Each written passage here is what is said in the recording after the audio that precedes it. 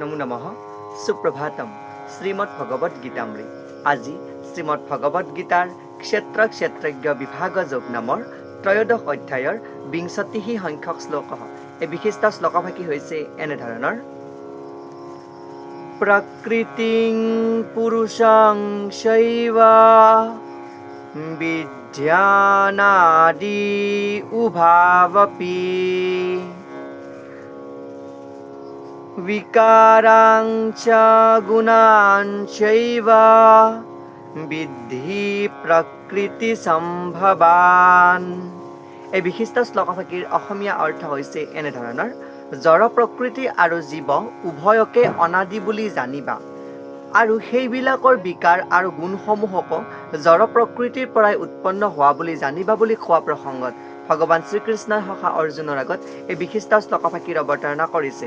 শ্লোকভাগীৰ প্ৰসংগাৰ্থত ভাষ্যকাৰে উল্লেখ কৰিছে যে এই অধ্যায়ত দিয়া যি জ্ঞান অনুসাৰে যি দেহ অৰ্থাৎ কৰ্মক্ষেত্ৰ আৰু যি ক্ষেত্ৰজ্ঞ অৰ্থাৎ সেই জীৱাত্মা আৰু পৰমাত্মা উভয়কে জানিব পাৰি, আৰু দেহটো যি কৰ্মক্ষেত্ৰ আৰু ই জড় প্ৰকৃতিৰ উপাদানেৰে যি গঠিত সেই বিষয়েও যিটো জীৱাত্মা দেহত সোমাই থাকে আৰু সেই দেহাত্মাৰ যি কৰ্মসমূহ উপভোগ কৰাৰ যি কাৰ্য, সেই কাৰ্যই হ'ল পুৰুষ বা জীৱ, আৰু এই জীৱৰ জগতৰ যি ক্ষেত্ৰজ্ঞ সেই আন ক্ষেত্ৰজ্ঞ হ'ল পৰমাত্মা, অৰ্থাৎ সেই পুৰুষৰ স্বৰূপক যিয়ে উপলব্ধি কৰে বা যিয়ে জানে, সেই জীৱসমূহক যিয়ে নিয়ন্ত্ৰণ কৰে সেয়া হৈছে ক্ষেত্ৰজ্ঞ।